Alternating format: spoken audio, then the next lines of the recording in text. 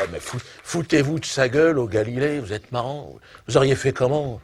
Tout le monde baissait son froc devant l'église, c'était comme ça à l'époque. Bon, aujourd'hui aussi, tu me diras, les gens baissent leur froc, mais pas devant les mêmes institutions. Hein. Ça évolue, quoi. Hein. Moi, je vois, par exemple, dans le show business, hein, j'ai travaillé longtemps dans le show business. Hein. Bon, là, j'ai été licencié, là. Il y a 1 an, après un petit problème de restructuration, mais... Dans le show business, oh, les gens baissent leur froc énormément. D'ailleurs, la plupart n'ont plus de froc. Hein. L'autre jour, je tombe sur un ancien collègue, un copain. Je lui dis, merde, t'as plus de froc? Il me dit, non. Il me dit, c'est plus pratique, c'est plus simple.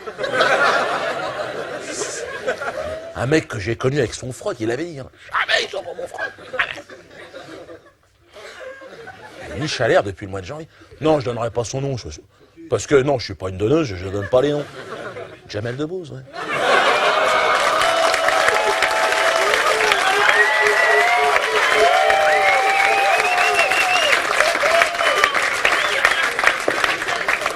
Oh, mais c'est un copain au départ, mais même marrant, mais c'est des problèmes, c'est des dommages collatéraux, je dirais.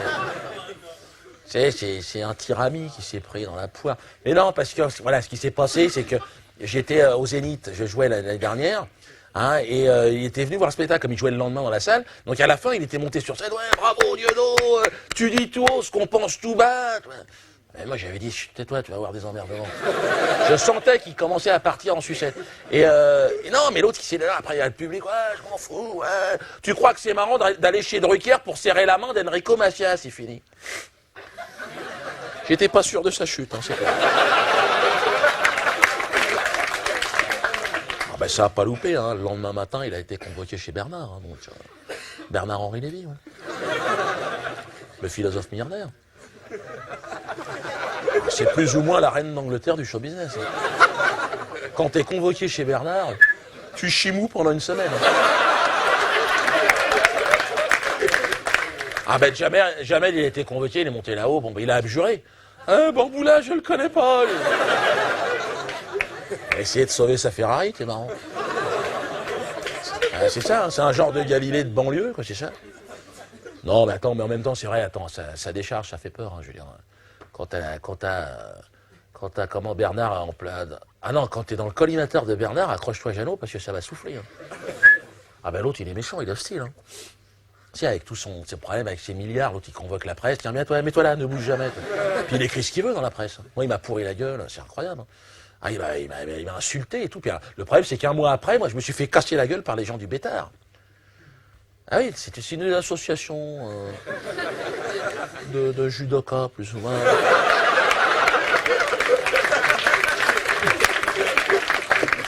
Mais pas japonais. Ils sont pas japonais, les gars.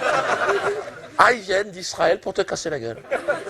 Ah, comme ça, on ne sait pas. On ne sait pas qui les prévient. Alors moi, ça s'est passé en plus à la Martinique. Eh, je m'étais dit, au moins ici, je serais tranquille.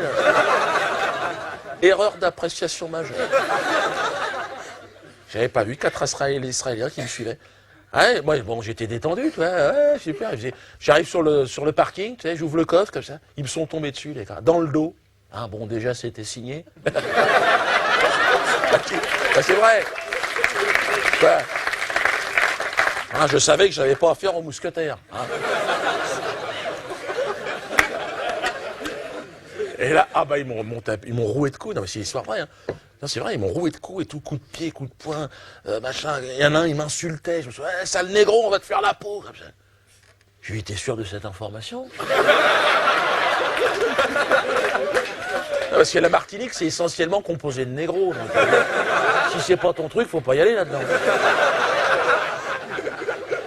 D'ailleurs, ils s'en sont aperçus très vite, les gars, parce qu'après, ils se sont tirés comme des voleurs de chacun, et moi, j'ai donné l'alerte. Bon, bah, 4 Israéliens dans une Twingo, ça a pris 10 minutes. Je les ai retrouvés au commissariat, là. Ils miaulaient, là. Ils avaient rangé les trompettes. Hein. Ils s'étaient mis à la flûte de Pan. Il y en a un, il chialait. Il me dit, je dis, qu'est-ce qui t'arrive? Il me dit, retire ta plainte. Il me dit, j'ai mal, je me plains, tu fais comment?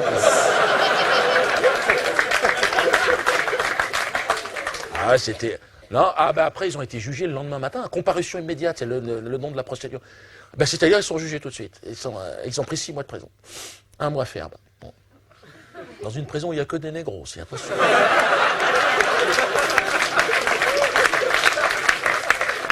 Si c'est pas ton truc, c'est une expérience, hein, j'imagine. Et il y en a un, le plus méchant, en sortant, il miaulait quand même. Il chialait. S'était fait déboîter le caisson, je ne sais pas. Ah, lui, je crois qu'il a compris que la Martinique, c'était pas la terre promise. Non, faut rigoler. Pour dire que la haine ne conduit qu'à la haine. Non, puis ça fait peur. Non, mais ce qui fait le plus peur, je crois, aux artistes, aux comiques, c'est d'avoir tous les médias contre toi. Ça, Bernard, tu sais, il est fort pour ça. Ah, quant à toi, bah ouais, moi je suis devenu l'axe du mal en une semaine. Hein. La branche humoristique d'Al-Qaïda, hein, ça. Ah, comme ça, tu deviens, parce qu'il décide.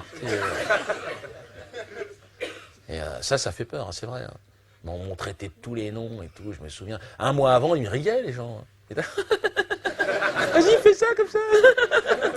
Ah, après, ça fait peur de moi. J'avais fabriqué un monstre, quoi. Ça.